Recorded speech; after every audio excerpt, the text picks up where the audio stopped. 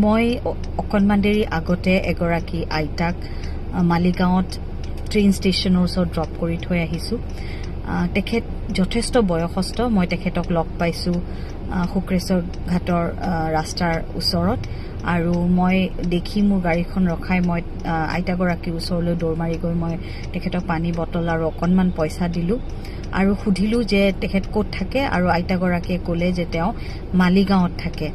আৰু আইতাগৰাকীক মই সুধিলোঁ কেনেকৈ তেখেতে মালিগাঁৱলৈকে যাব, আৰু তেতিয়া তেওঁ জনালে যে খোজকাঢ়ি যাব, যিটো বস্তু মই অকণমান বিশ্বাস কৰিবলৈ টান পাইছোঁ, কাৰণ তেখেতৰ যিটো বয়স বা তেওঁৰ শৰীৰত ইমান শক্তিয়ে নাই যে তেওঁ ইমান দূৰৰ পৰা মালিগাঁও ট্ৰেইন ষ্টেচনলৈকে খোজকাঢ়ি যাব। গতিকে আইতাগৰাকীক মই ক'লোঁ যে আপুনি যদি মালিগাঁৱত থাকে ঘৰটো দেখুৱাই দিব পাৰিব নেকি, মই আপোনাক গাড়ীৰে থৈ আহোঁ। এতিয়া মই তেখেতক গাড়ীত লৈ গ'লোঁ, আৰু তাৰপাছত কি করবি ওই যে ভগবান দেখবো না,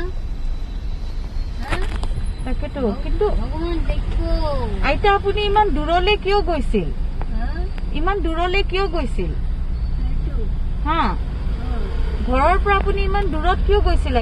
হৰবেনুকল জেৰিফাবা এই মহান কামৰ বাবে তেওঁক অশেষ ধন্যবাদ জ্ঞাপন কৰিছোঁ।